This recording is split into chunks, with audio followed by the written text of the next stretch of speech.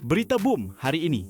Konsert We For You To See, bringing back 90s Flava di Idea Live Arena, telah berjaya dilangsungkan pada 15 September 2025 dengan kehadiran sekitar 4,000 penonton.